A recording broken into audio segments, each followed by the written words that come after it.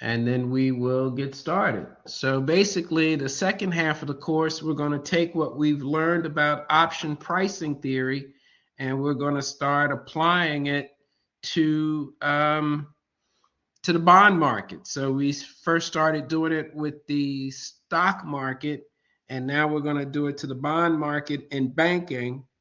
And as I told you in class, we will be using the terms bonds and loans, excuse me, bonds and loans interchangeably.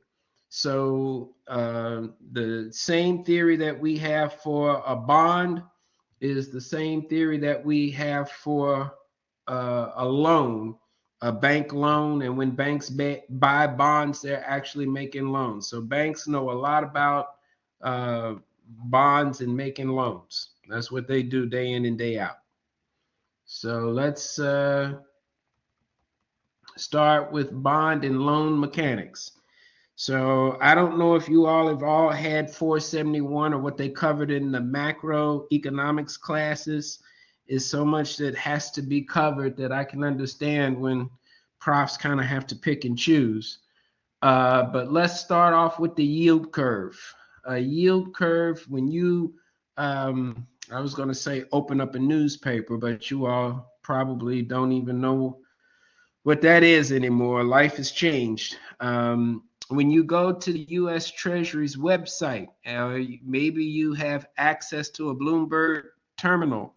If you are in the financial world, you can go and figure out what the daily yield curve is.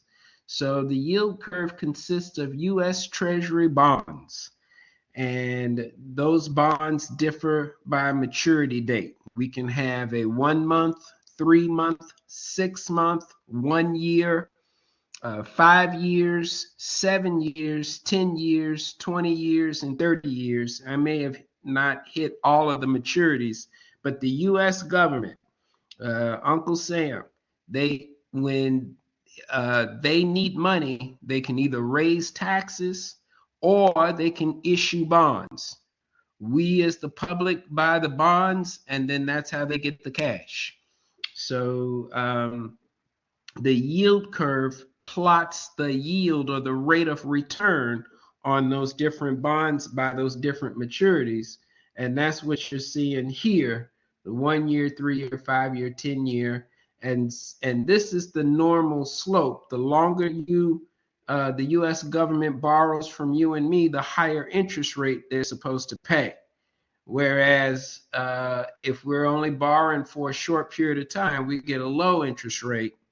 If short rates equal long rates, that's kind of an interesting problem to have. You can kind of think of the yield curve as a menu. When you go to the restaurant, you know how much the appetizers, the main course, the dessert.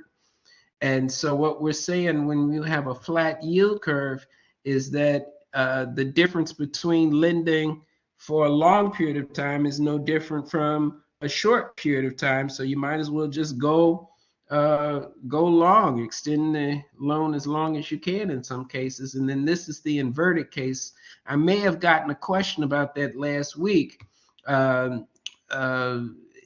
it costs you more to borrow in the short run than in the long run, in particular when we start talking a little bit more about banking, then banks just won't make the long-term loans, or they'll charge a huge markup over some of the loans, and sometimes they can even get in trouble for that. So but just think of it that we start off with, what does the government charge, or what are people willing to accept as a yield from lending to the U.S. government? And then after we see that, then we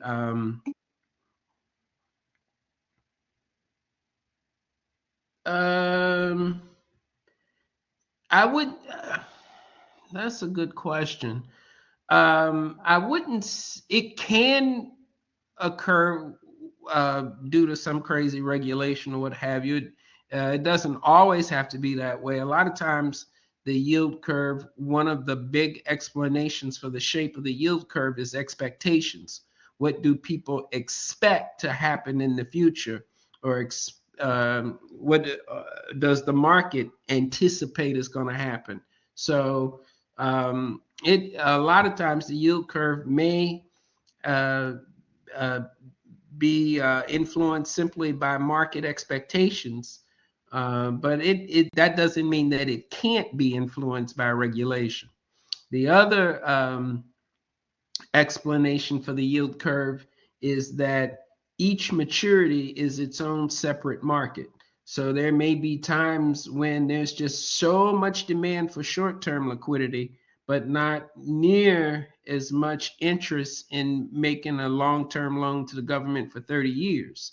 So, this is the one, I'm sorry. So the government has to charge a higher premium to get more people willing to lend to it for a longer period of time. So it's both a supply and a demand explanation. So we have those different theories. But if a rate is not behaving like it normally should or is expected, then maybe it's possible that some kind of regulation could be causing that. So it just depends. All right, so now this is the part where you all are going to have to practice and work together in your groups, and that is doing these calculations. I'm sure you all are familiar with present and future value, and in fact, these formulas here are similar to the formulas that we did up here. Where was our formulas? Yeah, so we did these formulas up here. The present value, that's what I'm going to have as the bond on that slide when I go back there. And then you'll have the coupon and the principal. That's the future value over the interest rate. So take this bottom equation here and this one here where I'm compounding. So this is no compounding, this is compounding. And just take that same equation that we learned from day one and just extract it to here. All right, so the present value of the bond is equal to the various payments plus discounted by the interest rate. All right, and this is the one for compounding, the coupon. Now, here's what you got to remember. I just told you that a bond and a loan is one of the same things. So think of it this way. If you were to go and get a car loan, you would get the loan and then you'd have to make these monthly payments. Now, in here, these coupon payments are just interest. You take the principal times the interest rate that you got for the loan times the number of months that the loan is going to be out. If it's a 5-year loan times 12, that's 60 months. All right.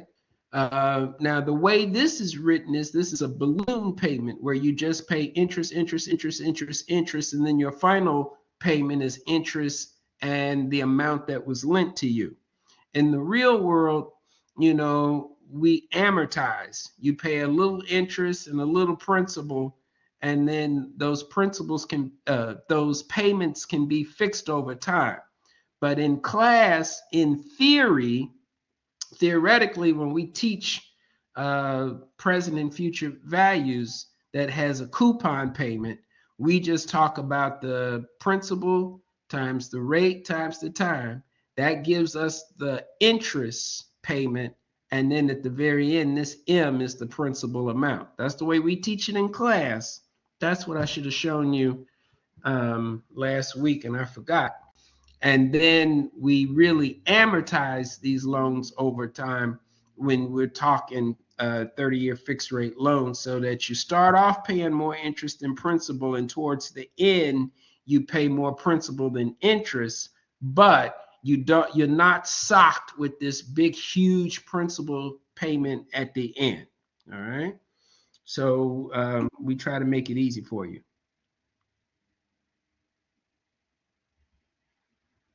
non-interest bearing.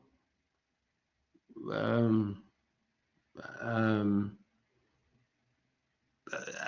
well, I'm not sure what you mean by non-interest bearing. What basically, I'll just kind of give you the same kinds of loans that we're talking about here in class. You'll probably have to work more with this one, and we'll use where you got compounding. Yeah, there may be some discounting, and it'll try to stay similar to this right here. Um, and we'll use this more to calculate duration, because where we're going with this is to calculate the duration of a balance sheet. So I'm not interested in making the math complicated for no reason at all. I just want you all to understand the conceptual, and I'm not really worried about making the math hard. So stick with this. I think you would need Excel and all that kind of stuff to do the ones with the amortization, and that's just adding unnecessary difficulty. And if we do an amortization one, I'm trying to think, I'll let you know. Certainly, what we do on the problem set is fair game, but um, if it's not on the problem set or in these lecture notes, you don't have to worry about it.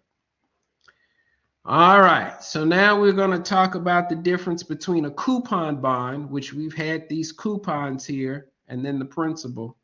And now what we're going to do is talk about a zero coupon bond, where you start off, you can cut off the coupons and sell them separately from the zero coupon.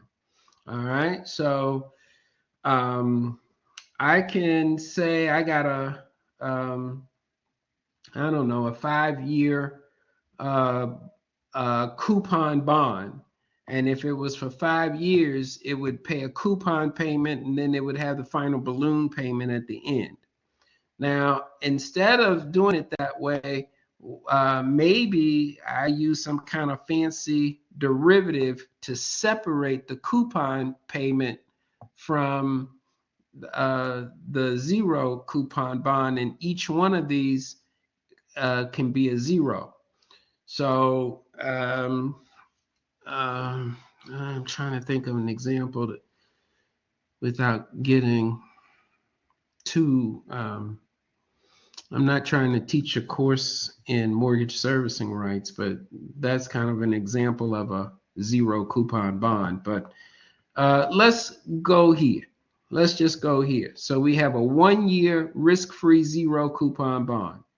This is going to be sold at a discount. So you buy it for $96,000, and then when you go to redeem it, you get $100,000 face value. Technically, we would say it doesn't pay a coupon, even though you did get interest compensation between the initial value and the face value. All right, so it's similar, even though it's different. This had an official interest coupon, and then you paid the last coupon and the principal amount at the end. This, you just bought at a discount, and then you paid it back at face value. When we talk about the repo market later on, you can almost think of a repo loan as a zero coupon bond. Now, I just explained this from the point of view of if you're a lender, where you buy it at 96,000 and then the borrower returns you $1,000. But same way, the borrower can receive $96,000, and then the borrower has to repay $100,000. So the coupons again are these interest payments here. All right, so this coupon payment is principal times the rate that you got your loan and the number of months that your loan is going to be outstanding. So you make an interest payment, interest payment, interest payment, interest payment, and then the principal interest. Um, I I mean, I guess it could be. I mean, it's just yeah, well, I guess to keep it simple, you can say the borrower versus the lender is the bank if you want to. That's fine. Banks get loans too. So banks not only make loans, they also um, go and try to get loans. So whoever the borrower and whoever the lender is, that's really what I'm referring to right here. Okay, so a zero coupon, while it has a differential that doesn't necessarily no, and hold up on that question for just a second. So I'll come back to that. Um, so you can either pay the interest in the form of a coupon, or you can pay it in the difference of a loan, where you open up the loan, you repay the loan.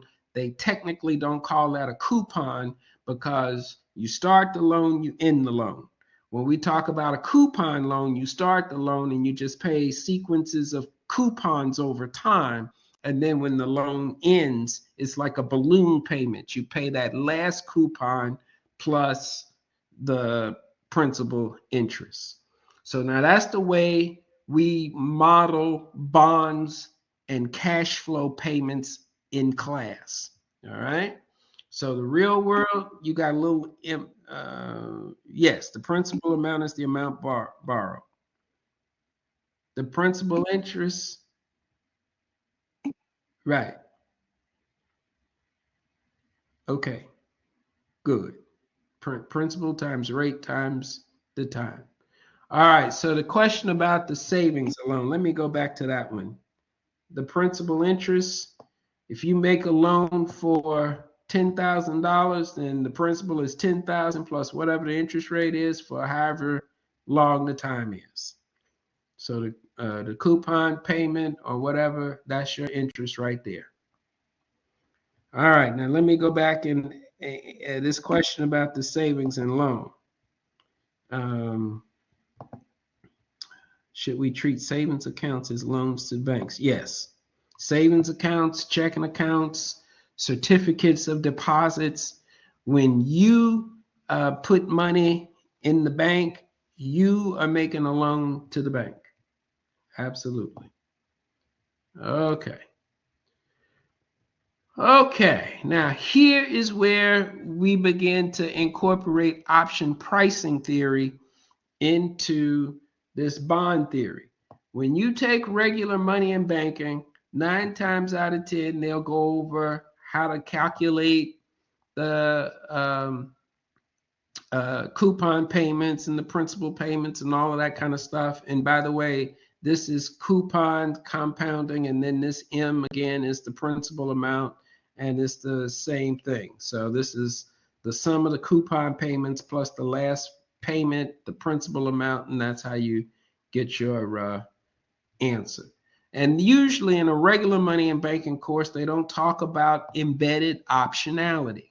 Well, now that you know what a call and a put option is, we are going to incorporate embedded optionality. So there are 2 risks in particular in consumer loans, not necessarily in business loans, but in terms of consumer loans.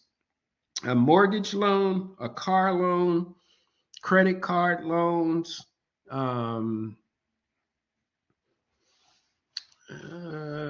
maybe student loans. Yeah, I think the federal government will let you prepay the student loan.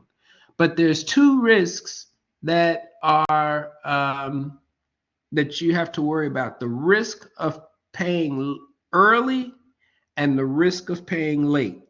Now, believe it or not, if you get a business loan, the bank does not want the businesses to pay off early, so they'll charge them a prepayment penalty. All right. But for consumer protection and protection of consumers, we allow consumers to pay loans early. And when you pay a loan early, then you save some interest that you would have paid. Instead of paying all of the coupons, you only pay some of the coupons. And so the lender doesn't make as much money as expected. Now, you also have the risk of paying late. So that means the lender could lose principal as well as the coupon payments. So in effect, you could make the case that a type 1 error, which is the worst error for those of you that have had statistics, a type 1 error is the worst error, and that's when you lose principal and interest. A type 2 error might be you just forego earning all of the interest, but you do get all of your principal back. All right. Now, when we talk about the risk-free rate, yes, we could say the federal government, the US government, is the risk-free rate because they haven't defaulted. But we also mean that the federal government treasuries don't pay early. The US government doesn't pay early or late. And therefore, the US government bonds are considered risk-free. They don't have the risk of paying early. There's no call option in US Treasuries, and there's no put option, no embedded put option risk in US Treasuries. So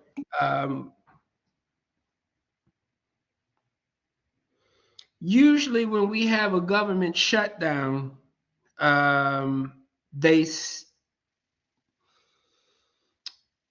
we came close one time, and that was the one thing that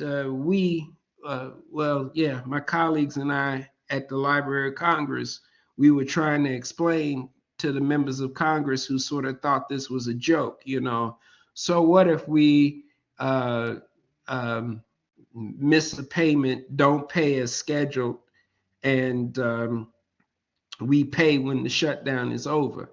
And I was trying to explain, well, you still, a late payment is still considered a default. So we have come very close. And I don't think the American public understands how serious that is. And in particular, when loans are priced off of US Treasuries. We start with the US Treasury, the risk-free rate, and then we add what I'm about to show you in the next couple of slides. We add risk to that risk-free rate. When the US government, or at least the politicians, start playing around with whether or not we're going to shut the government down and be late and stuff, they don't really realize the implications for this. What will we use as a risk-free rate going forward if folks don't take that seriously? That is destabilizing. And the US government is really kind of like a risk-free rate used globally. Now, that's not to say that Europe and other countries don't have their own sovereign debt issuances and that they can't use their risk-free rate, but the United States has really had a very long risk-free rate for a long period of time, and a government shutdown does threaten that. So yeah, that's a fair question. Good point to make.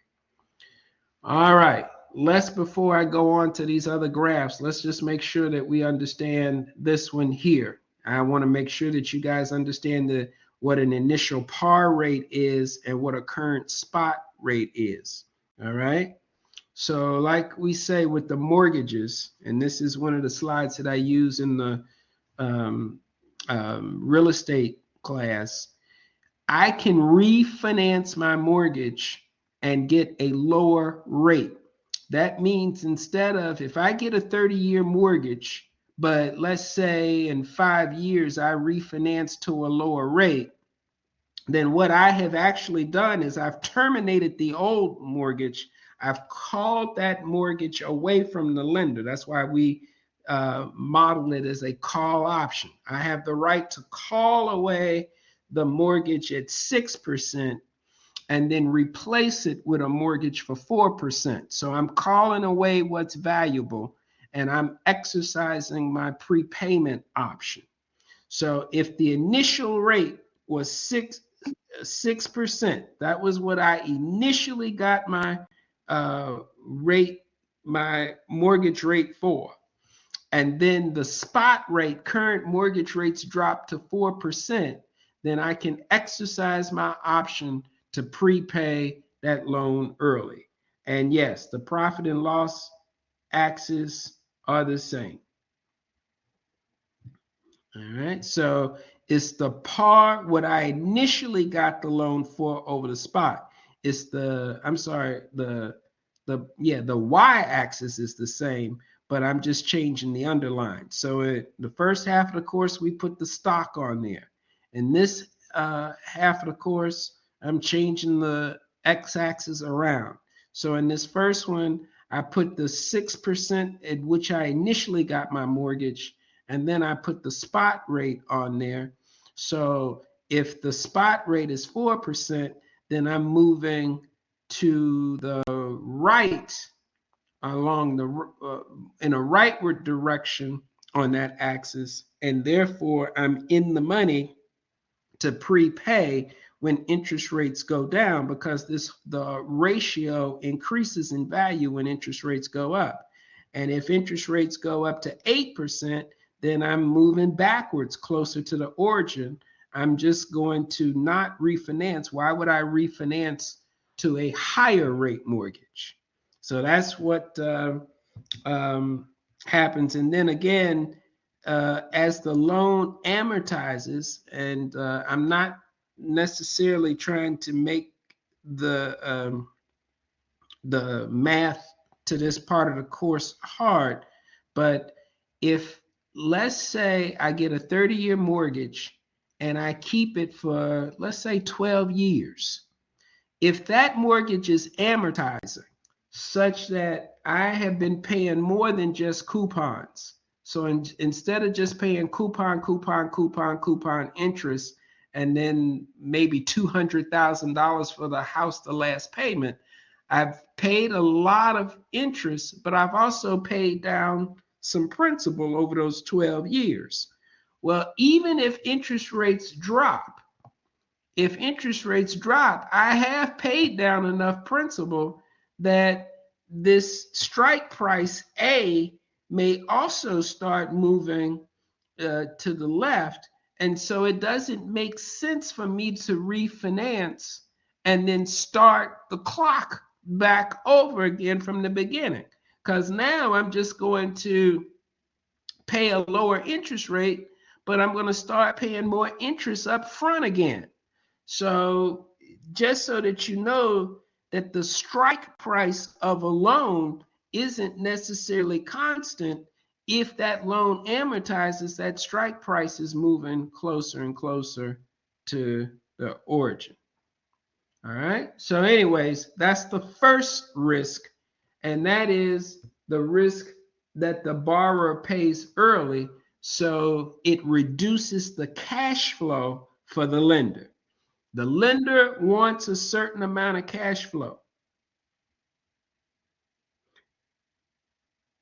Well, you're resetting the clock. So if I've already paid down most of the interest and now I'm beginning the loan shift to principal, I wish I had a graphic to show you. I tell you what, let me hold on and let me show you the graphic, because if you got that question, other folks had that question too.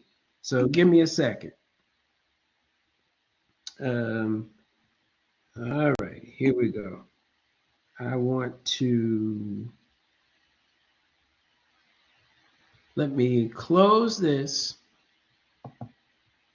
Let me open my whiteboard.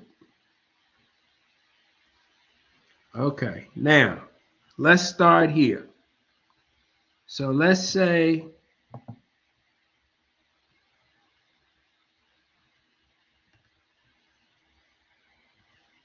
I get a 30-year loan. Okay. Now, over these 30 years, I'm making all these payments. However,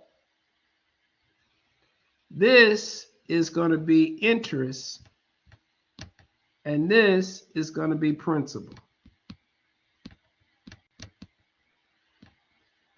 Okay, so this will be payments.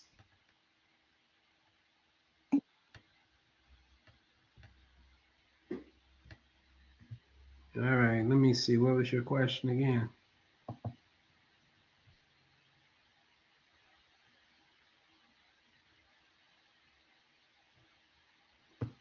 Okay, I guess we'll go with that. So basically what I'm saying is this here. If I've had this loan for so many years, let's say this is year, I'm sorry, but let's say this is year 12. All right. I will have paid a ton of interest here. So interest rates drop from 6% to 4%, then I got to start all the way back here again when it may not make sense for me to reset the clock. It may be better for me just to keep going, because when I add in, let's say this was at the initial 6%, when I reset the clock and add the 4%, now I got 4% plus what I've paid up to the 6%. Whereas if I've paid down this much interest already, it may make sense for me just to not to refi. This is when the strike price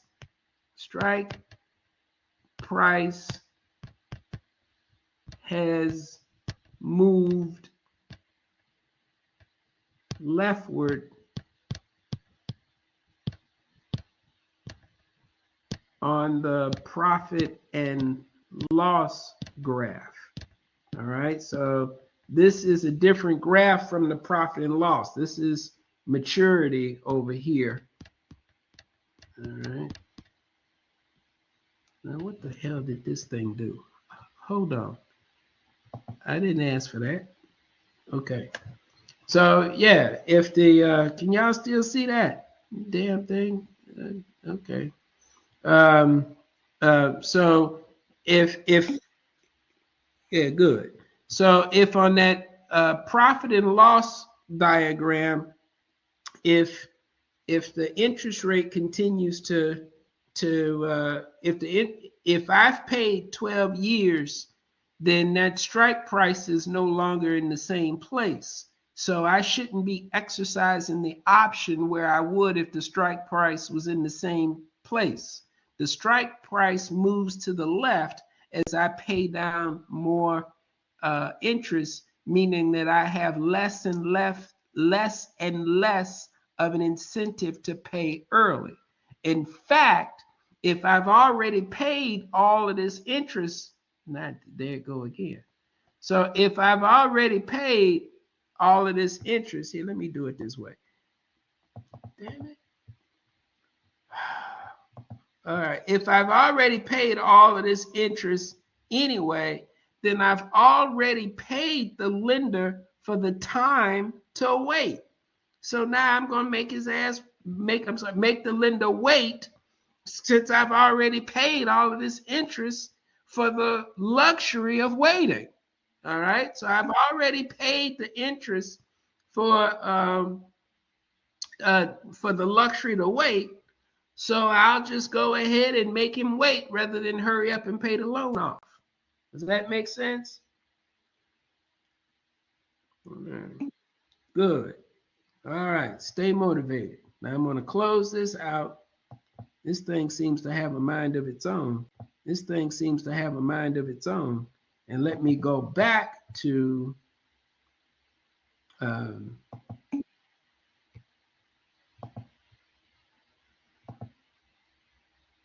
okay, let me see. I got a question here. Would you say, yes? Okay, yeah, it's an interesting topic. So yeah, there you go. Thank you. Keeping it real.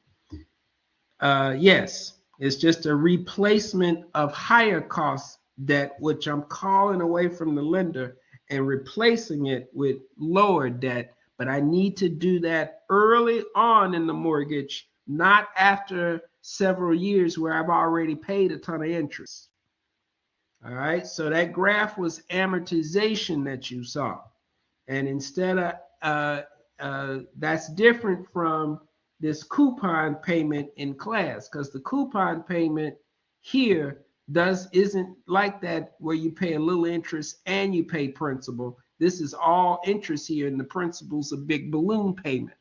So what I just drew in that whiteboard was where you had a little both interest and amortization that goes on over the life of the loan. The math can be a bit cumbersome and you need Excel and all of that kind of stuff. So I just want you to understand the difference conceptually. Excel will help you calculate the amortization payments and the schedule and all of that. So we just kind of want to keep it simple here.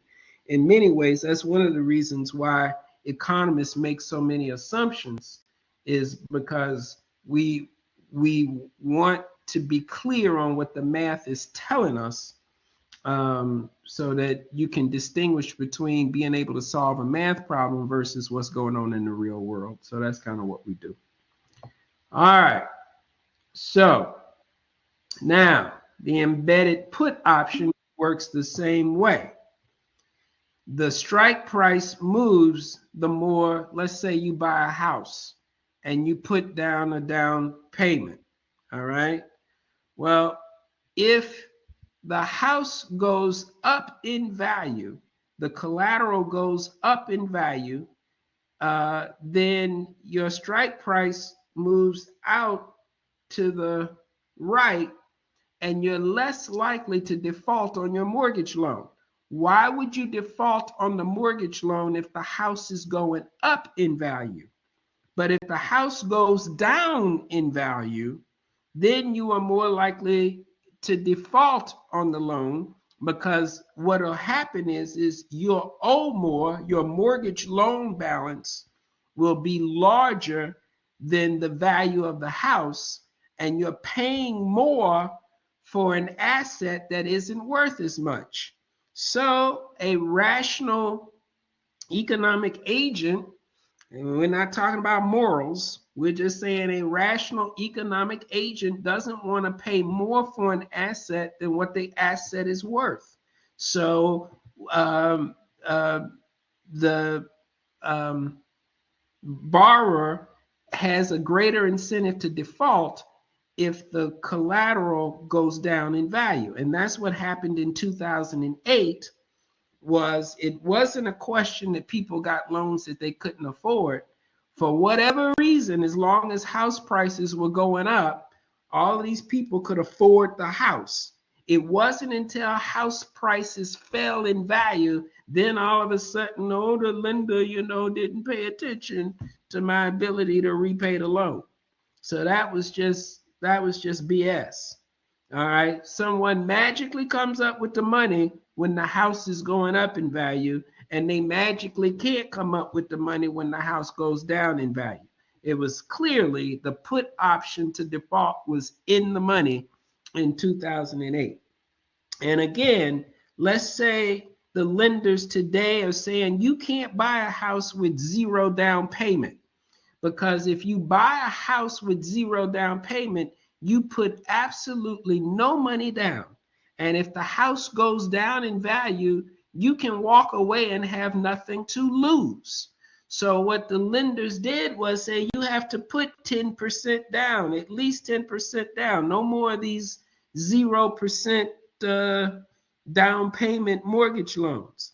And what the lender is doing is affecting the strike price, because the more down payment you have, then this moves out in this direction towards the right, so that when house prices fall, you're not going to make a $50,000 down payment and then just walk away because your house isn't worth as much tomorrow as what it was today, because you'll forfeit your entire $50,000.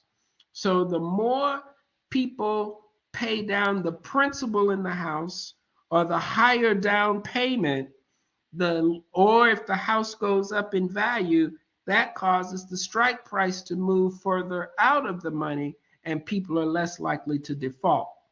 So again, when the strike prices are no longer constant and the strike prices are a little bit more dynamic, that changes when you're going to exercise your optionality. So any questions about that before I go on to the next slide?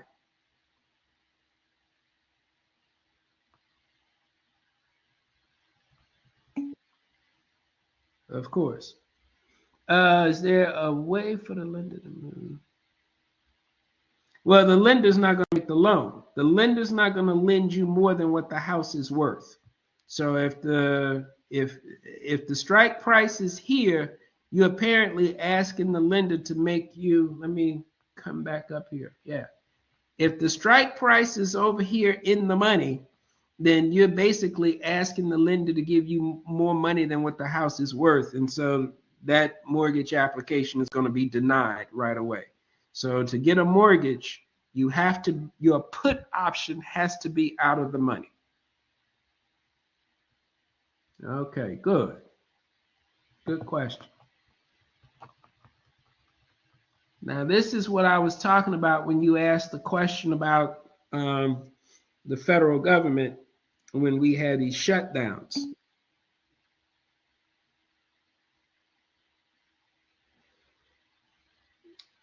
Not really, because it's a mortgage contract. So the only thing they can do is make sure that to make you put in a high enough down payment at the begin, because trying to come back after the fact, that house would have to drop so much in value that it would drop as much as your down payment. And if the house drops as much as your down payment, then you might have the incentive to walk away. But if they make you put a 10 or 20% down payment, then that house price would have to drop a whole lot before you go away. And normally the house prices aren't going to drop that much. All right. So, all right, let's go back to your question about the federal government. So, and the shutdowns. And again, let's think in terms of the mortgage. Let's say I'm going to make a 15-year mortgage, or even a 30-year mortgage, but most people tend to refinance their mortgage or move or whatever in 10 years. So instead of pricing mortgages at the 30-year rate, most mortgages are priced at the 10-year rate. And that's because lenders anticipate most borrowers only staying in their homes for 10 years, are only keeping the initial mortgage loan for 10 years. People tend to refinance by then or move on to another house. But anyway, notice the risk-free rate, the rate at which you don't pay early and the rate at which you don't pay late, is where a lender starts when they're pricing a loan. And after they start there, they get your credit score, and they ask, how much above the risk-free rate do we need to charge this borrower? Because the borrower is not the federal government. They may pay early, they may pay late. So we got to charge a markup above that. All right. That's why government shutdowns are dangerous, because then the treasury yield curve goes away. And what happens to the benchmark that lenders are going to use to price loans? Now, this is for the color code that I have used over the years when I'm teaching on Capitol Hill. And I figure, well, let's try it here. So I got the risk of paying early in blue. I got the risk of paying late in red. And since red and blue make purple, then we're saying this loan, this mortgage loan, or this bond trades with the embedded prepayment, the early, and the default risk in there. All right. So these are your coupon payments. When you get a mortgage loan, you're making monthly payments, or if you get a car loan or whatever, you're making monthly payments.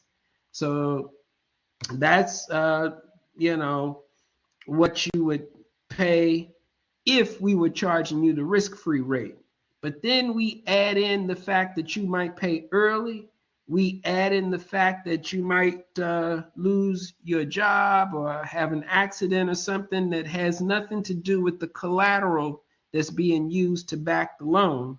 And then, of course, we incorporate, so this is default risk A and this is default risk B. And that is because the collateral used to back the loan could change in value. So a mortgage, the collateral is the house. The car, the collateral is the car. So if you get a collateralized loan, then this asset market risk means that the collateral is changed in value. And then, of course, the lender charges additional markup and fees that they may be able to pass on, and they stack that up together, and then that's the rate that you get. All right. So that's how come it makes more sense. Oh, okay. I don't want to talk about duration just yet. So that's how come it makes more sense. Um, um, what was I going to say? It makes more sense after you've had a derivatives course to really see what goes into the pricing of your mortgage. Remember, this is kind of like a microeconomics course. This is the theory of price. So the first half, we talk about how to price an option.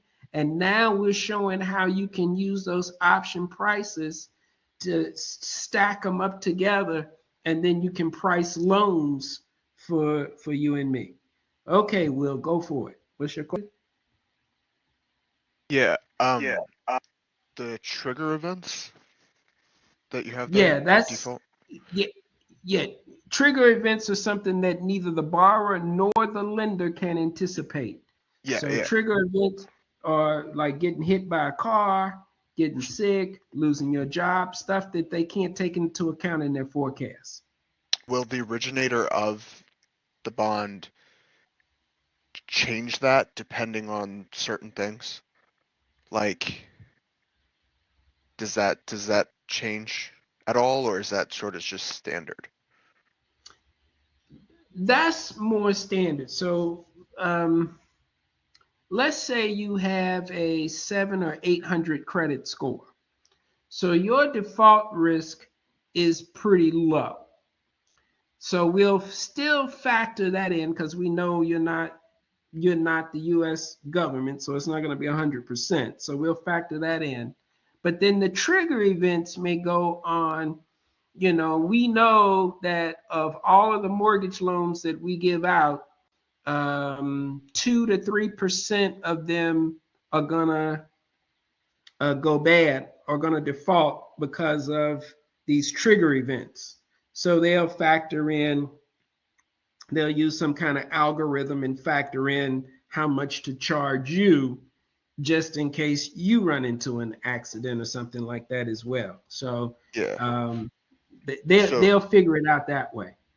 so on that, will they take, like, if a 21-year-old gets a car loan for, a Camaro or something like that, will they increase that default risk for trigger events based on the fact that they're at a higher risk of crashing their car?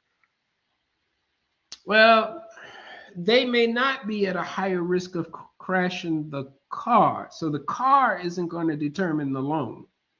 Your credit history, whether or not it's lengthy enough, or so, if you're a college student and you may not have a credit card, you may not have a long credit history.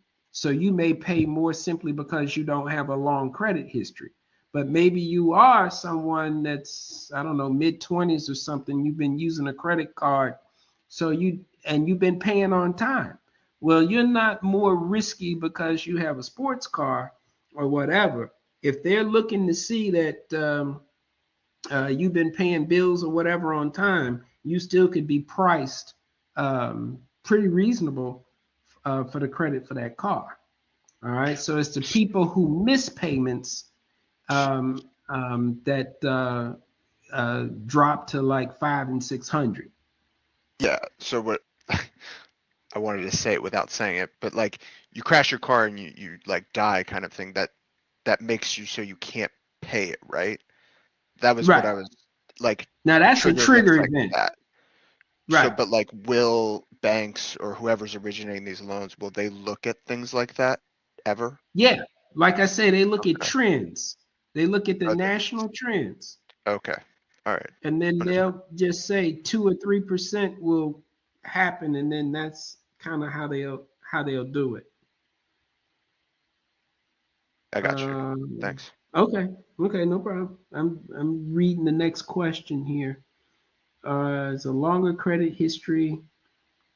Yes, definitely having a longer credit history. Now, keep in mind that doesn't mean that you have to carry a balance to get a long credit history. So, like I use a credit card, but I pay it off at the end of each month. I still have a credit history because I use a credit card, but I pay it off at the end of the month. So my score is fine. So there is this myth that you're supposed to carry an outstanding balance to develop a credit history, and that is not true. All you have to do is make payments. They don't care if it's a minimum payment or if it's paid off. All they care about is that you make the payment and you're not late. And is no, you stay sufficient. Right. So if there's zero interest, you're still building credit if you're making regular payments and you're not late. Okay. Right. That's right. It depends on,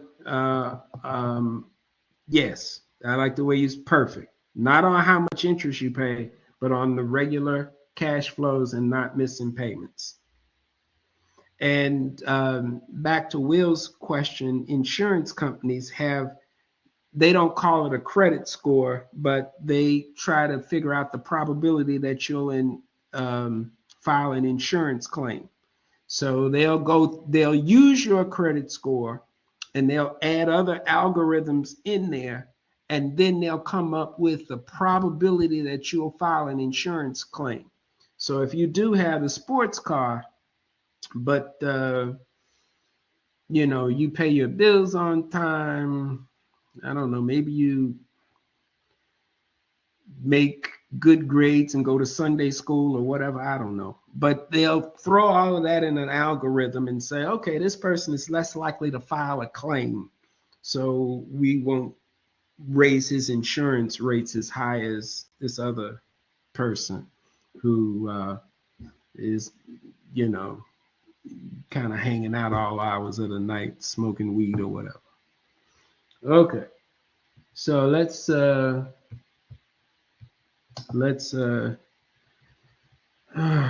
was dreading this, but we got to talk duration. Okay. Now this is the one where I believe oh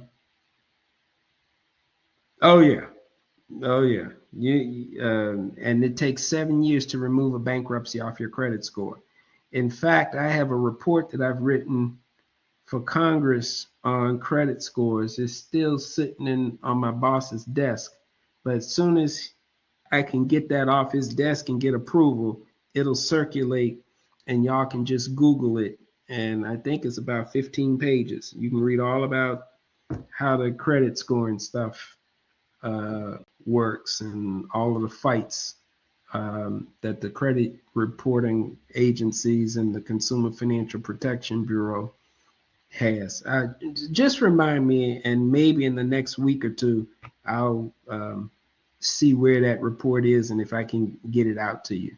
Because because that's something that if the members of Congress need to know, because they um, uh, established the Consumer Financial Protection Bureau, and they want to make sure that proper regulation is going on. So that's why I have to write the report. But I also think it's good for young folks in particular, because y'all are in y'all's credit building years. That would be a good report to just read, not so much for this particular class, but just for your understanding of how the system works, so that you can kind of protect your credit and all of that.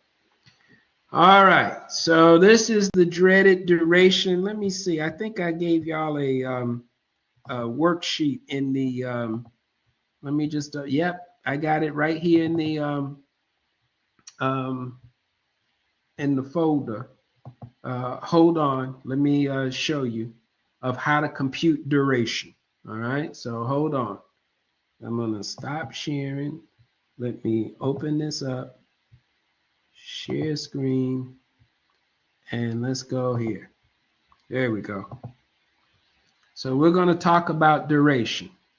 Now, the reason we're going to talk about duration, you all remember delta and gamma.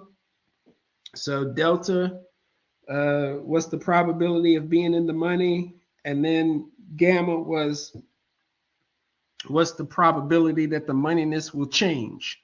Okay, so what we're saying is how do loan prices or bond prices respond to a change in the interest rate?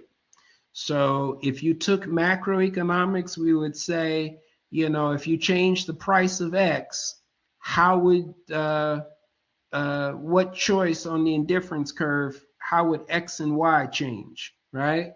Well, we're doing the same thing here. We're saying, what's the value of the bond when interest rates change? And we call that um, duration.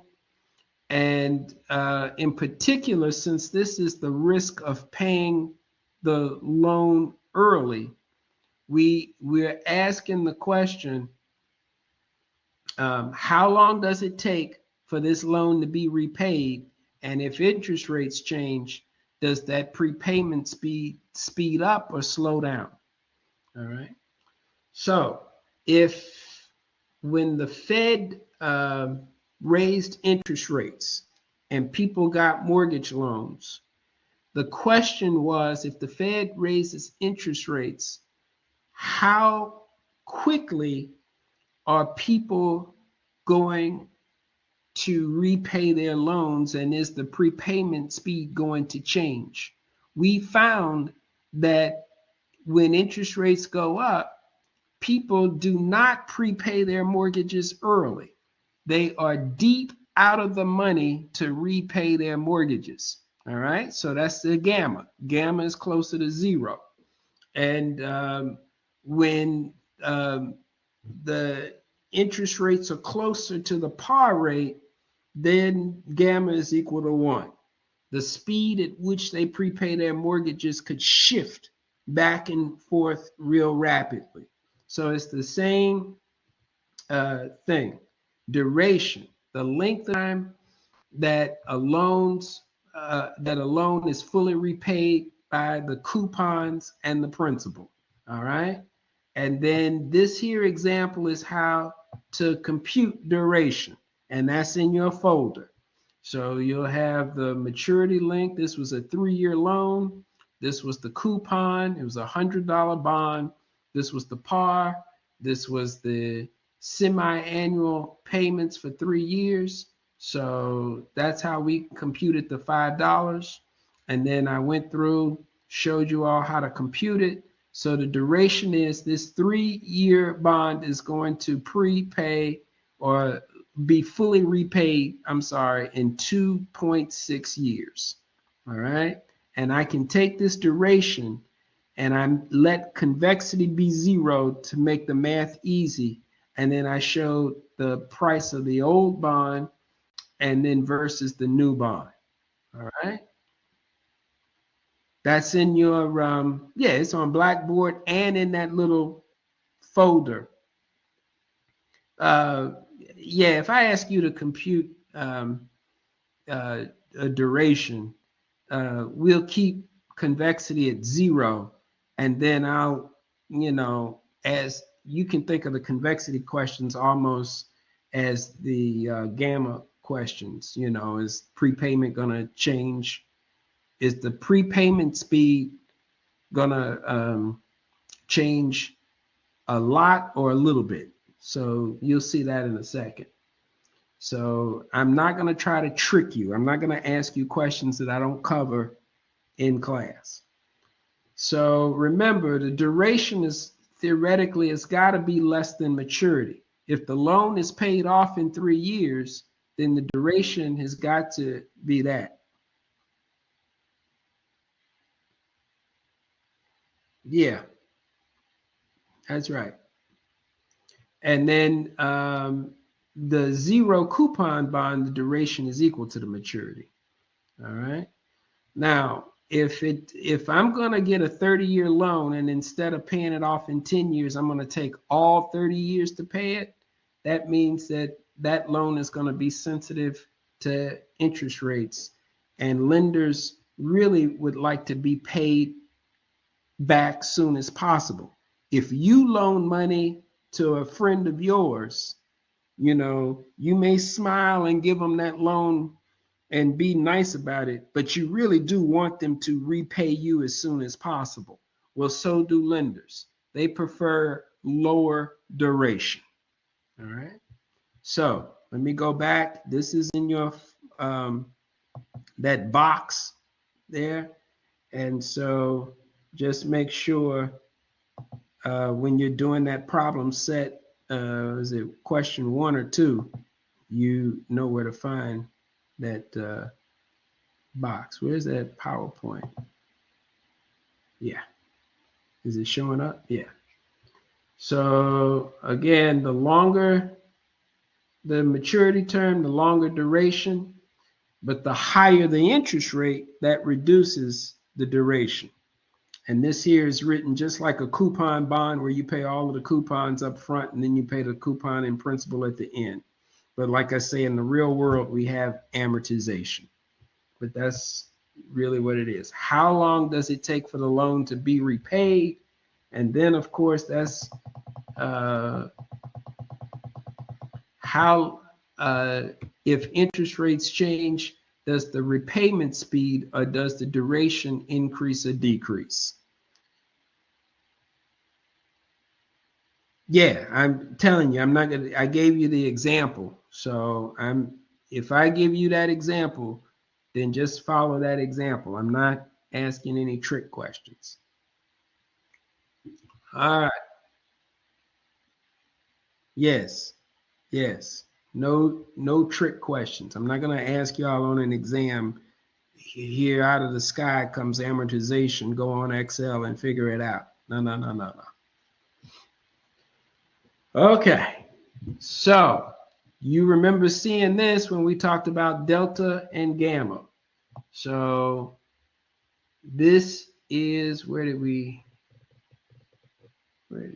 have delta and gamma? Yeah, right here. So this was gamma. We said this was delta on the top graph, and this was gamma. This was out the money, gamma was 0. Deep in the money, gamma was 0. And at the money, gamma was equal closer to 1. So that was in the first half of the course. Well, now fast forward to the second half of the course. I have not changed the rules. Conceptually, we're doing the same thing. Only look at the difference is the axis here, and then when we start talking about the put option, the axis here. And notice my color code up here, paying early is in blue, paying late is in red. So here I got this in blue, and here I got it in red. So I was looking out for you. All right. I'm trying to make this as straightforward as possible. So you can think of this. This is why we call it convexity. It has a convex shape. And you can even think of it as a sliding board. All right. So at the money, gamma is closer to 1. All right. And when you're deep in the money or deep out of the money, right here, you're in the positive convexity region. So at the top of the slide is the negative convexity region. At the bottom of the slide, you're here. So if you get a loan at 4%, then the day that you get the loan, the spot rate is also 4%. But now let's say you get the loan, you go home, you go to bed, and you wake up the next day. If that loan if mortgage rates are now 6%, you're either deep in the money or out of the money to repay. If they're at 6%, like when mortgage rates went up after the Fed hikes, you're deep out of the money to repay. And if they go down to 3%, like they did during COVID, you might be deep in the money to repay. And that is important because, again, prepayment has to do with cash flow. So the lender is like, I'll get my principal, but I'm very concerned about my cash flow. And so that's how come banks actually care more about interest rate risk, because banks are usually dealing with negative convexity.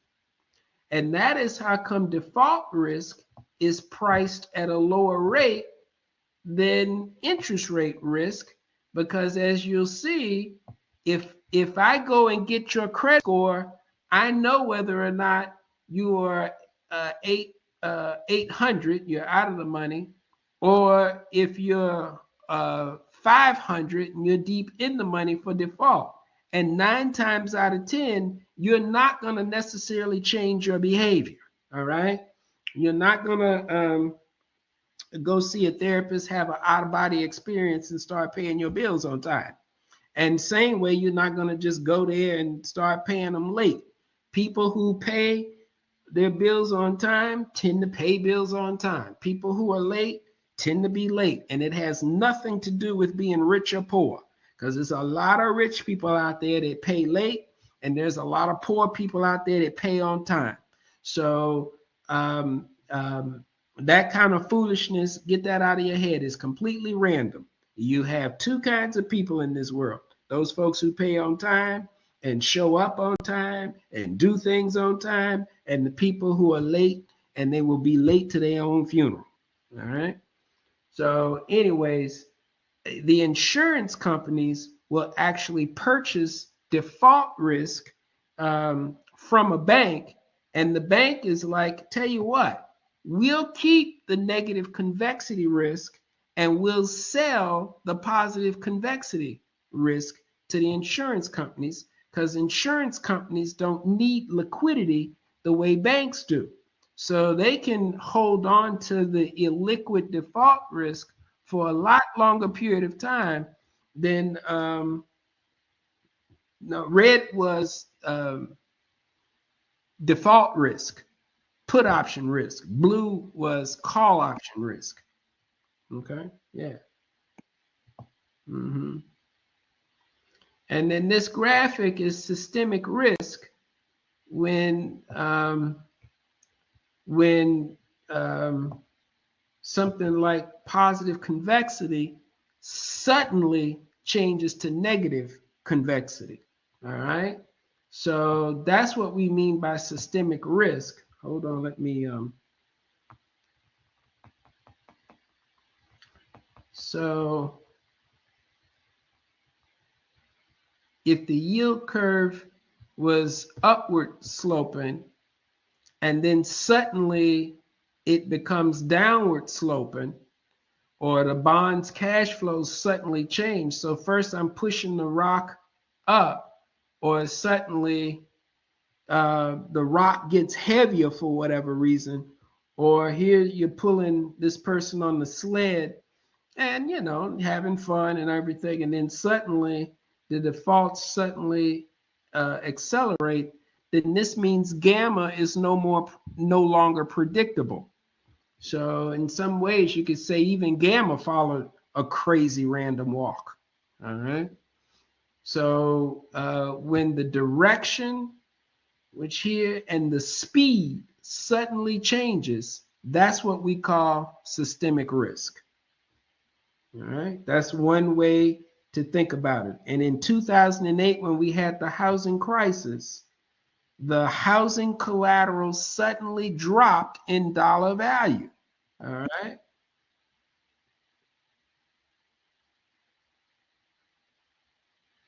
Well, hold on. I'm not sure. Um, I mean, I guess you could say gamma follows a random walk and set it up just um, like we did here. So instead of uh, uh, PT is equal to PT plus one is equal to PT plus random events, you could just put gamma in there and say gamma follows a random walk if you wanted to. But what I'm trying to go back to is this slide here.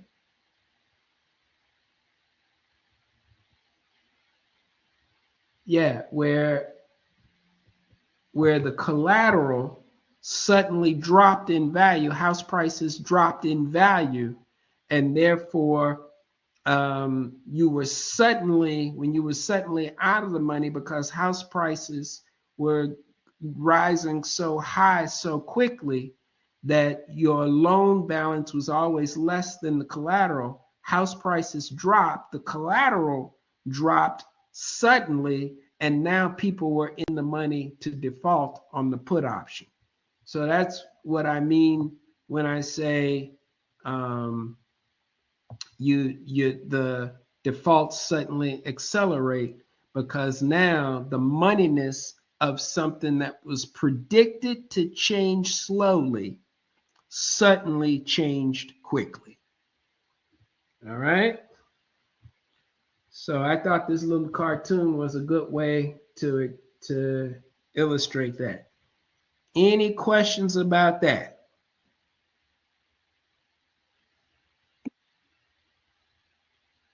Right. Yes, it's the sudden change. So we were at the bottom of the hill and suddenly we moved up, or we were suddenly, when the Fed started hiking those rates and they were really regressive, then, when mortgage rates finally climbed up well above 3 and 4%, people were deep out of the money to refi. And so banks are like, now I'm stuck with this mortgage on my uh, um, in my portfolio that is going to take forever to pay off. I'm stuck with a mortgage for 4% when the mortgage rates are now 6%. I don't want this 4% mortgage in my portfolio. I want the higher one. Conversely, if the customer had a 4% mortgage and mortgage rates went down to 3%, the lender wants to hold on to that mortgage that's paying 4%, but everybody wants to refi into the 3% mortgage. So whenever um, people don't want to refi, the lender really wants to get rid of those because he could be generating higher cash flows. And then when people want to get rid of mortgages that generate high cash flows, then the lender uh, is stuck getting the lower ones. And the reason for that is because the borrower has the right to exercise the option to prepay, and the borrower has the right to exercise the option to default. The lender sells the call and the lender sells the put to the borrower, but because that is sold to the borrower exercises and the lender has to take what is less valuable. Okay. What prevents what from happening? Whenever you buy an option, you have the right to exercise. Right? So I can put Right, but that may answer this question, make them pay a large down payment. But if you make the payment too large, you might not be able to make the loan at all. And then having the higher down payment doesn't do anything for the interest rates changes. The bank can't stop the Fed from changing interest rates around. So again, um, the lender has to take the least valuable when you give the option to the borrower. Okay. So now I wanted to make sure that we covered spreading the yield curve because we did some of that in class last week. So while it's fresh in your mind, how much do we have to?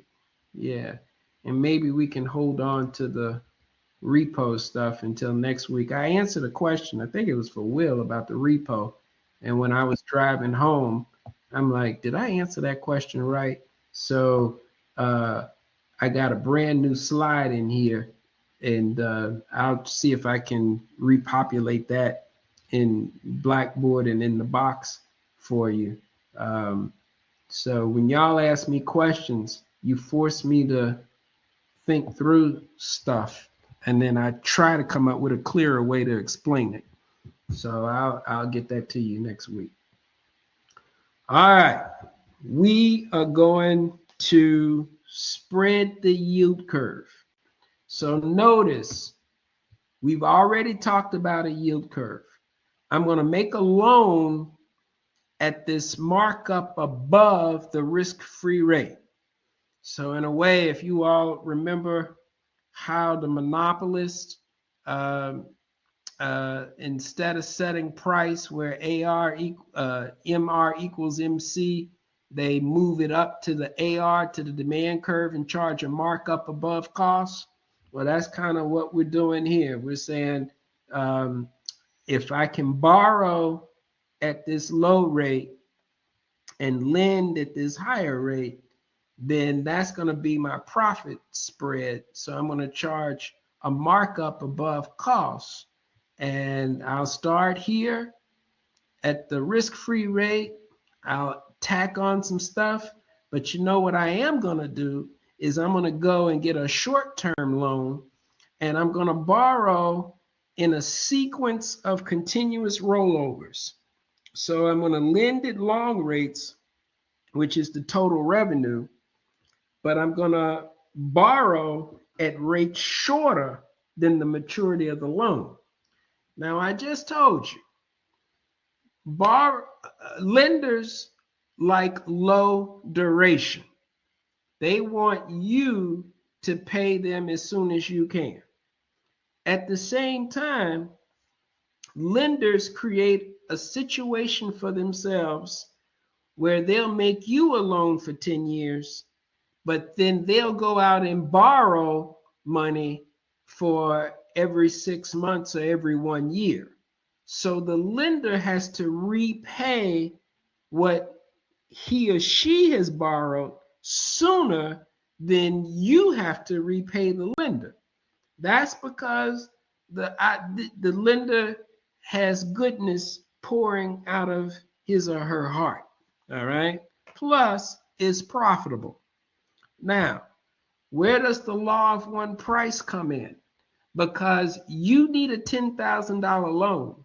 The lender goes out and borrows $10,000. It's just that the lender borrows it at a shorter maturity date and has to keep borrowing $10,000 in a sequence until you repay your $10,000 loan. So in effect, there are two prices for $10,000 loans going around. All right.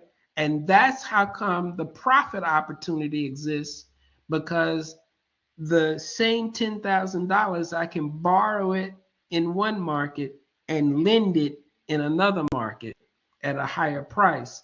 And that's how banks and lenders and so forth make money. All right. So really, spreading the yield curve another way of looking at the same thing is just thinking of it as two different bonds.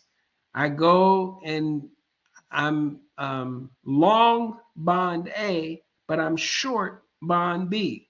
And bond B has a lower maturity than bond A.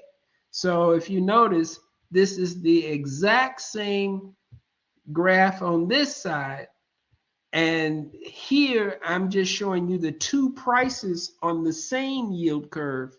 And here I'm just showing you two different um, yields here. I'm just showing you bond B versus that makes the lower yield that I'm shorting, and bond A that I'm longing. I'm buying that for my portfolio. All right. So if I don't care which is easier to see, because this is two different bonds on the same yield curve, and this is two different bonds showing you how the yield on this one is higher than the yield on that one. All right. And now this is where the duration is important. Not if it's profitable, but profits come risk. All right. So remember, in economics, we tell you that if there's an arbitrage opportunity, people should take advantage of it. They're rational. And that's what the bank is doing. They're taking advantage of this arbitrage opportunity. So that's not necessarily bad. Okay. But then if the bank needs money before the loan is fully repaid, if the bank needs money, that could generate a systemic risk event where people start panicking and want to pull their money out of the bank. And that's where arbitrage in the financial markets could have these spillover effects. And that's how come we need the regulation. But before I start talking about this here duration gap, remember, we just saw this slide about duration. I just showed you, I'm going to give you a problem where you compute the duration. Now, how does this all come together? All right, duration, convexity, spread in the yield curve. All right. So if the bank is lending long, that's the asset side of the balance sheet. If they're borrowing short, which I said you're opening up a savings account, a checking account, a 1-year CD or a 5-year CD, that's borrowing short.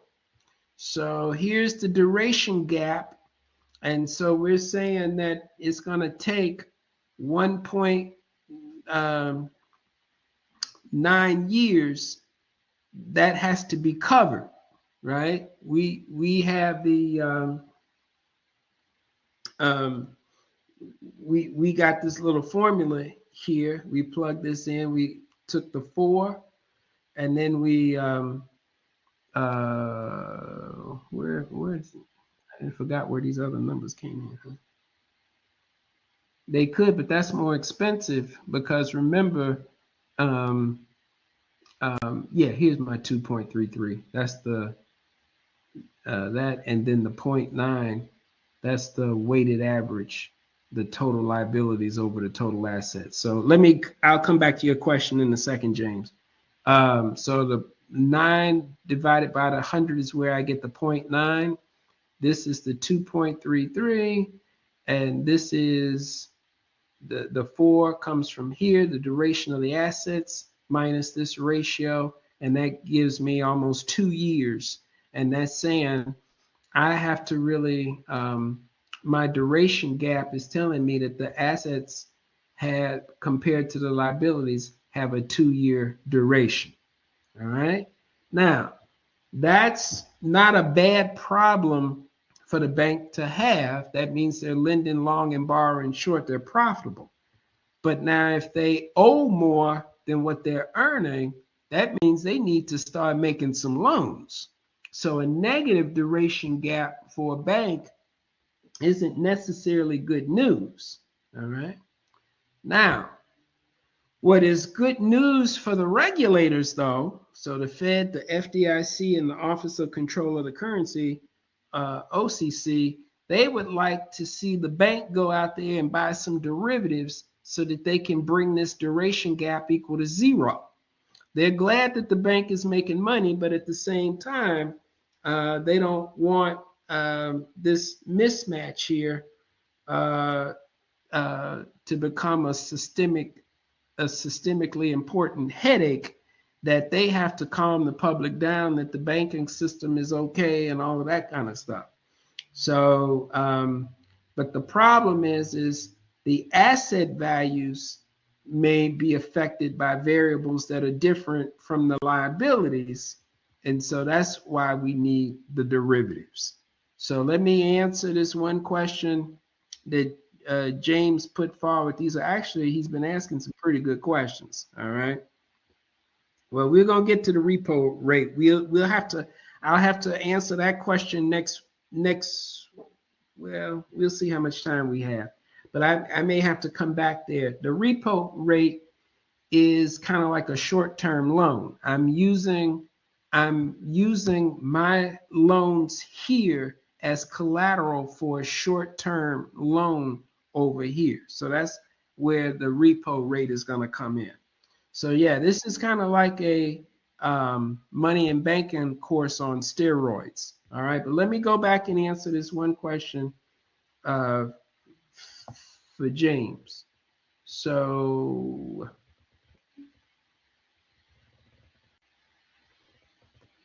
the reason this is a good question is because I want you all to see that I'm not really teaching you something new. I'm actually teaching you stuff that you already know. So the senior creditors, uh, if the bank borrows from the depositors or in the repo market or something like that, those borrowings are going to cost less than using equity. All right. And the reason is because these guys are taking on more risk than these guys because they get paid last. All right. So since they get paid last, if the bank goes insolvent, they want a higher return than the people who get paid first if the bank goes insolvent. All right. So banks would prefer to fund their assets by borrowing as opposed to paying more by paying shareholders. So remember, this is total revenues. This is total costs.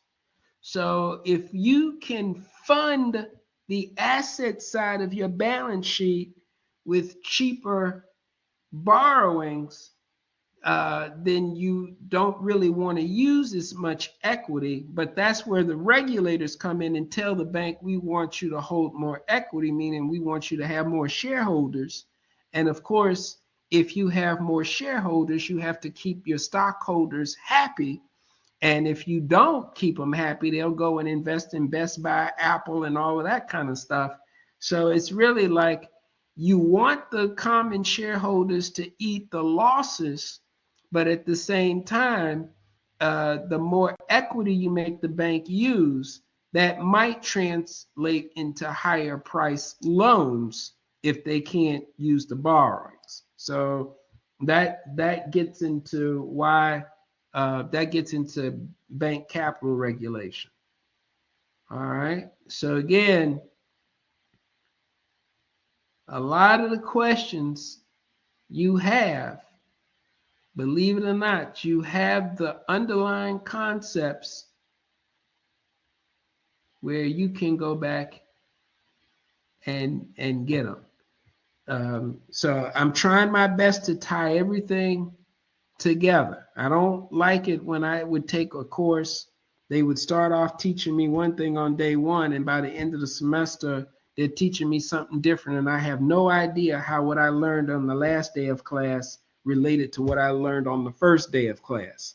When I teach my classes, I don't mind making these connections because I want you to see, first off, the more you see where you've learned it before, then it's not like you're reinventing the wheel to learn the concept. You're just reinforcing the concept that you already learned or learning it better. All right. So that's why I don't mind answering those questions. So we talked about a long cash position. We talked about a short position, and we're going to try to use the futures contract to hedge. So it's all the duration gap they prefer is zero. In fact, one of my colleagues wrote something for Congress today where the banks had a positive duration gap and the regulators were on them trying to say, you know, you need to buy some more derivatives and close that duration gap. All right. So if I can find that, I might send that to y'all as well. My colleague was paranoid because she was thinking, oh, banks are using too many derivatives. And I'm like, well, thank God they are. You know, the question I have is who has a opposite interest rate forecast than the banks? Who are they entering into these derivative agreements with? Go ahead, Will. Um, you just said that they're using derivatives to counteract that duration gap. Is that what you were talking about last class when you were talking about banks move their assets into derivatives onto their Mm-hmm. balance sheet? So Mm-hmm. how are they moving it?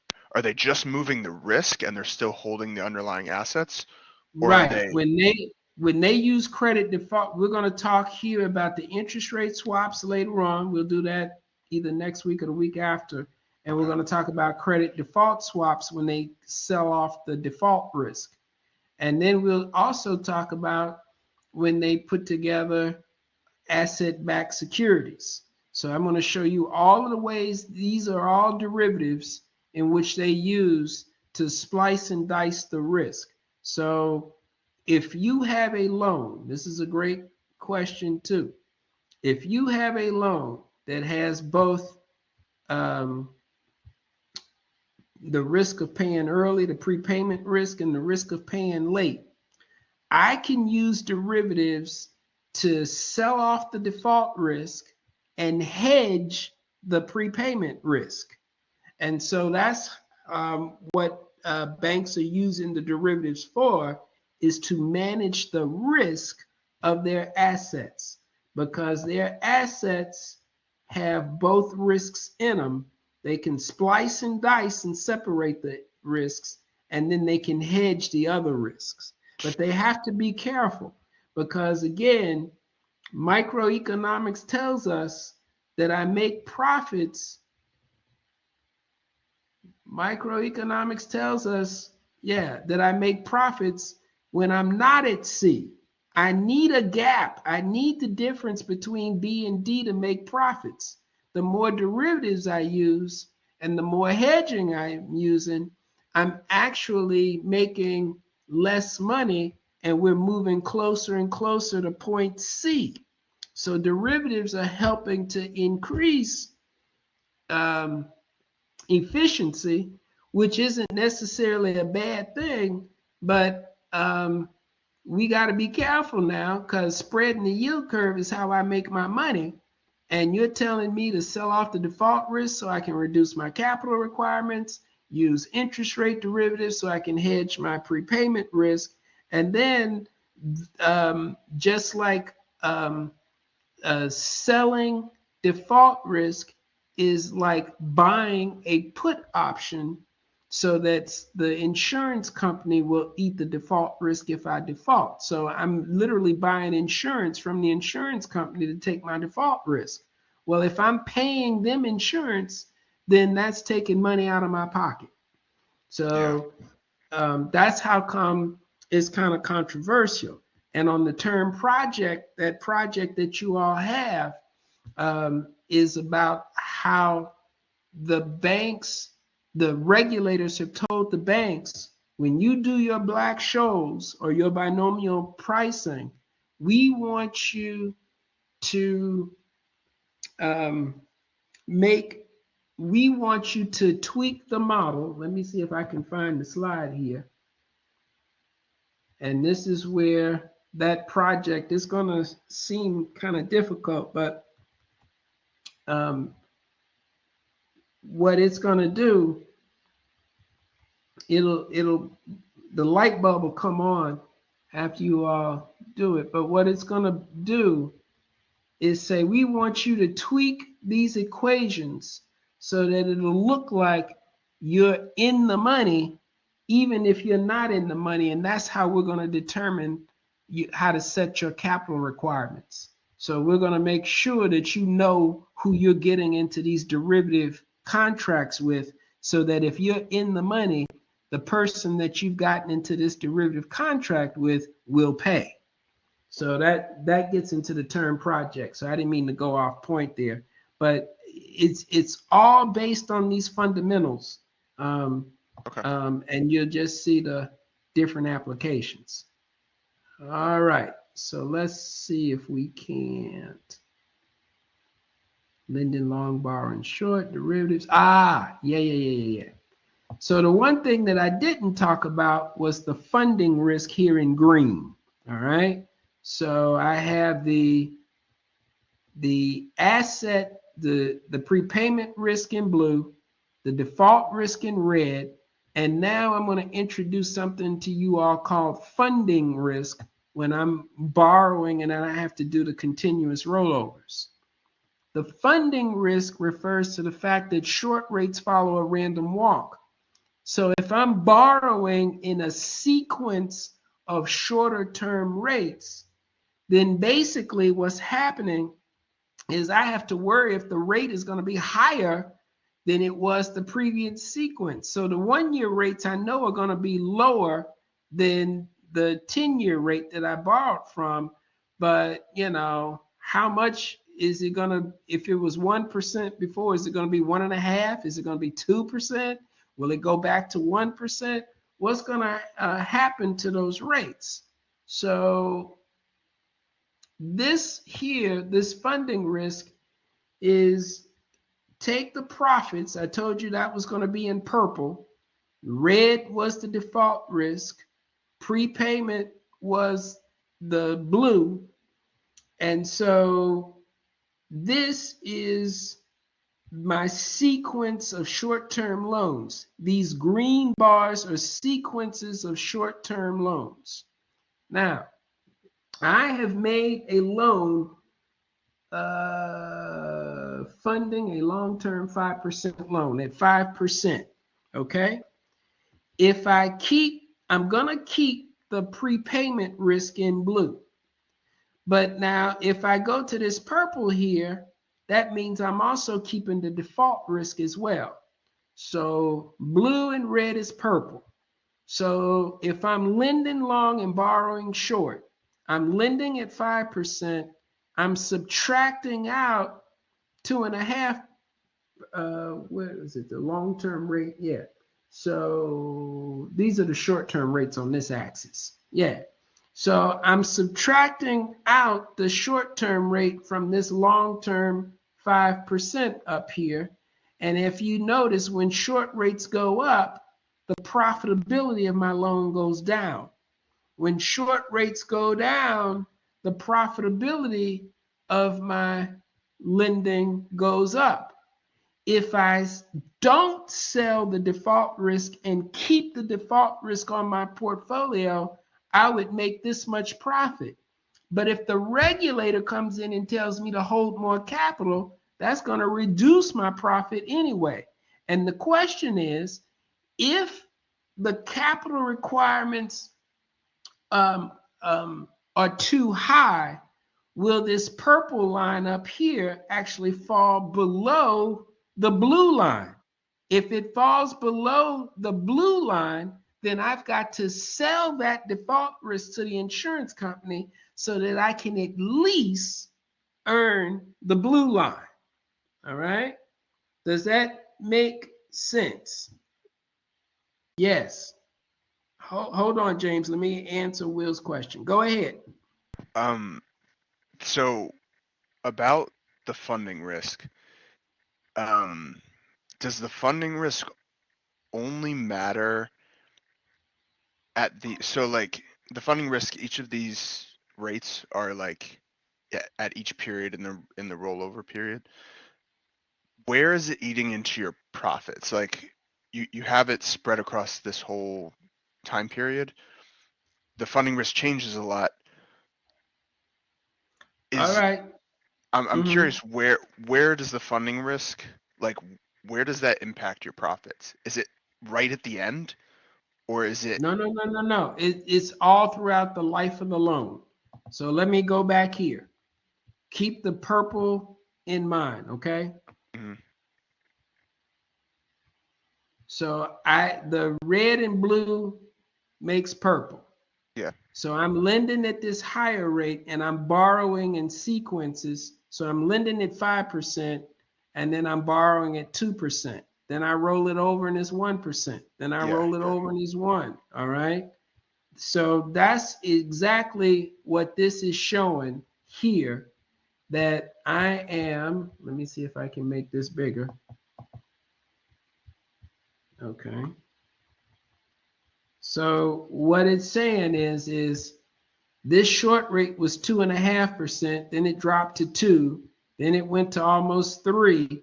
And notice that 5%, if you subtract 5 from 2.5, is 2.5. And this is roughly 2.5, the purple line over here. If I subtract 2% from 5%, that's roughly 5 minus 3, that's 2%. All right. So basically, these profits are going to follow a random walk, just like these long bars are going to follow a random walk. When the short rates change, they're changing at a random walk pace.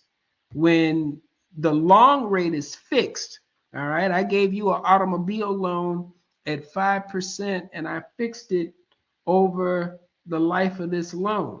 So depending on what short rates do, if I'm lending long and borrowing short, each period in which I roll over, my profitability is going to change. Does that make sense? Is it your profitability for the entirety of the loan, or is it like, For each period that I'm rolling over. okay, So my profitability is not constant over the life of the loan. My profitability depends on what short rates are doing. So my total revenue is the 5% coupon that you're going to pay for the loan. But every year or whatever this is, every 6 months, every year, whatever this is, I'm borrowing the money because you have not fully repaid the loan. That means that over the period in which you give the loan, my profitability is really going, the constant is the 5% coupon, but my total costs are going to vary over the life of the loan. So if profits is equal to total revenue minus total costs, all right, then basically what I'm saying is uh, total the total revenue that I get is fixed, but the total cost is what's going to cause my total yeah, profitability to change. will they match these rollover periods to the coupon payments? Like, does that matter at all? Like funding, like, I mean, I guess when you're looking at the whole term, it doesn't matter. But will banks try to match the coupon payments that the loan is paying to the terms of each of their short-term, No, whatever that they're using? coupon, that unless you get an adjustable rate loan, if you get a fixed rate loan as the borrower, then the bank is the one that's eating the interest rate risk. Okay. So let me All right. see I if get I it. I can get it. explain it this way. Because No, if I mean, I get yeah, it. I get it. but it's Okay. probably a lot of other folks that's still waiting. So Okay. let me just try this. And don't worry, James. I know you got a question. They sell the default risk over to Freddie and Fannie and keep the prepayment risk. That's the quick answer. But Oh, okay. I got to figure out how to erase this thing. Um, um, damn it. Clear. Yeah, clear annotations. Cool.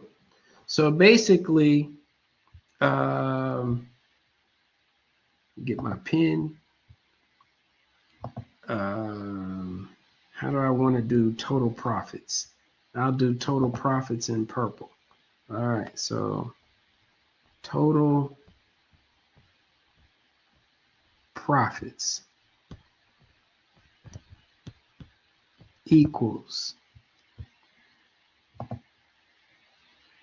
uh, yeah, I'll keep it. Wait a minute. Yeah, I'll do this total revenue minus, and now I'll change this to total cost. Now, if this follows a random walk, then this is going to follow a random walk, but the total, this is going to be a constant 5%.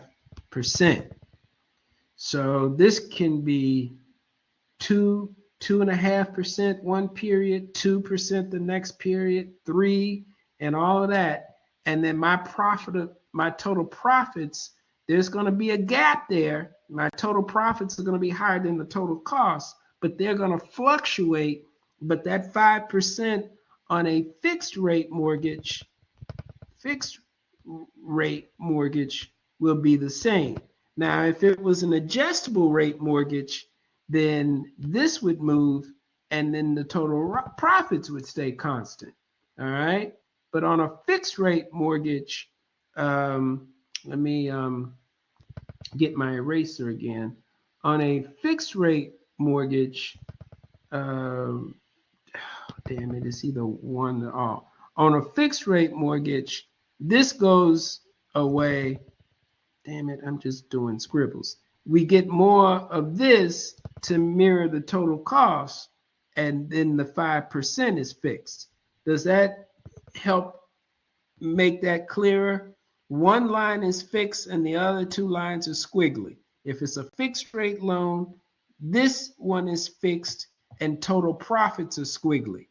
If I get an adjustable rate loan, then the adjustable rate will move with this, and then total profits will be fixed or more likely to be more stable. Let me go to Trent. Yeah, go ahead, Trent, and then I'll come back to James. Go ahead. Hello, Professor. Yeah, how you doing? I'm doing very well today, thank you. Good. So, What is would the a question? bank prefer an adjustable rate mortgage or fixed rate, Yes, and why? they would definitely appear adjustable rate because then their profitability would be more predictable. You see what I'm saying? Why is it more predictable if it's squiggly as opposed to being just? Well, no, no, no, no. If so let's take away the fixed rate 5%. And let's say you get an adjustable rate mortgage. If you get an adjustable rate mortgage, then the adjustable rate moves with the total cost. And then as a result of that,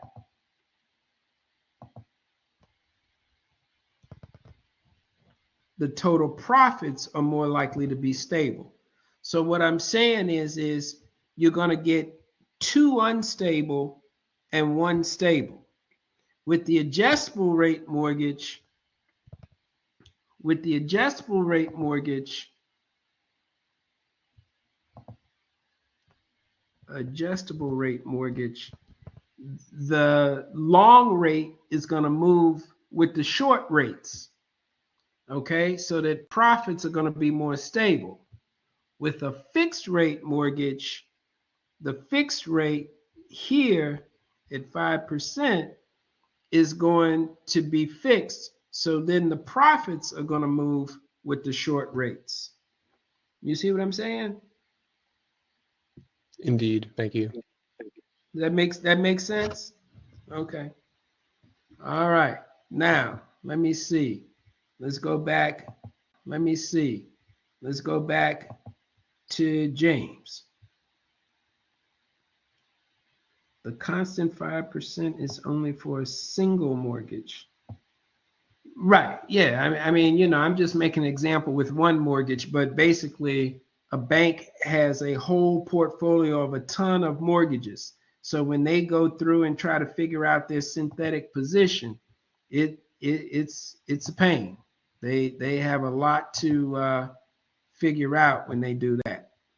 So let me see if I can get through one or two more slides and then we'll stop. We'll save the repo for next time because it's getting close to 9 o'clock. So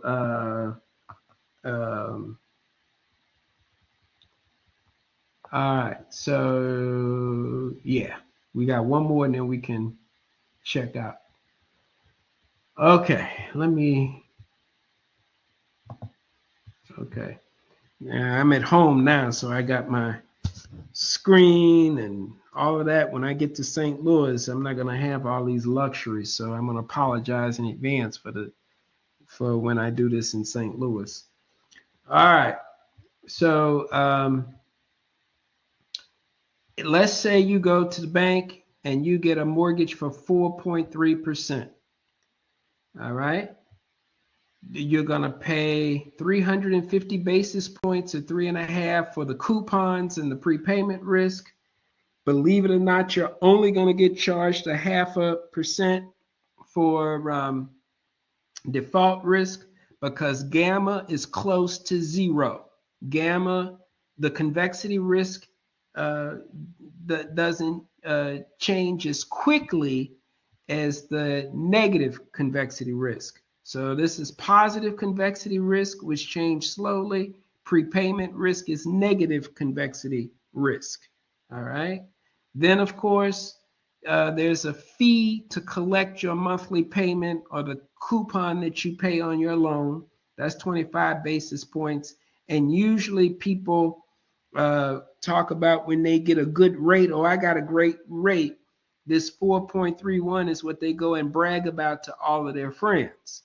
However, the lender has to put his or her kids through school, so they charge origination fees, and you got to pay closing costs. So maybe the average percentage rate is the real rate that you got, which is the closer to 5%. All right. But again, the loans to the bank, all right, whereas they're a liability for you and me, they're an asset to the bank. The bank makes money holding loans. The banks have to fund these loans. They have to borrow short. They lend long and borrow short. So you have default risk and prepayment risk on the asset side of a bank's balance sheet, and you have funding risk on the liability side of the balance sheet. And then, of course, you can get systemic risk on both sides, and you have capital requirements for the bank. So it's key that you understand not only that the assets and liabilities of the bank, all right, the deposits and the borrowings, and then the loans are their assets. It's like when you and I go to and buy stock in Starbucks. This is kind of like they're not allowed to hold stocks. They can only hold bonds and bond-like instruments, which we'll talk about. But it's also important that you understand which risks appear on which side of the balance sheet. All right. So systemic risk and basis risk can appear on both sides of the balance sheet. We'll talk about that later. We've talked about basis risk, but I primarily want you to understand that you have default risk and prepayment risk on the asset side, and then no one is let me rephrase. Banks borrow the money to make the loans. Okay, in effect, they're kind of like buying on margin, so to speak. All right. So that's the funding risk. And once you understand which risks appear on which side of the balance sheet, then we will switch to the repo market, and we may use that instead of deposits to fund the loans. And then we may start selling default risk off the balance sheet. And when we come back, we're going to talk a little bit about the swaps. We're going to lock in our funding risk because we want to close that duration gap. So I wanted to first lay out the scenario for what risks the bank puts on its balance sheet, and then we'll start talking about the use of derivatives to manage that risk. We'll talk about that later. The currencies could be an asset for the bank. So if they want to buy and hold currencies, but that's a little bit more complex right now. When we talk about currencies, that's going to be the last slide here, and we'll talk about, you're just lending, you can get swaps and all of that, but we won't get into that too much. We want to I'm going to just deal with the basic balance sheet.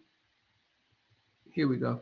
Yeah, I want to deal with the basic balance sheet first, with the loans, funding the loans, and splicing and dicing the risk of the loans and dealing with that first. And then we'll briefly mention the currency stuff, but I don't want to I don't want to make it too complex. This is only a 3-hour credit course. We're not asking for a bucket of blood. All right. So, any other questions? If not, people who have questions can stay on. People who want to leave can leave. I'll stop recording. And yeah, let me see. Let me stop recording. And then y'all are free to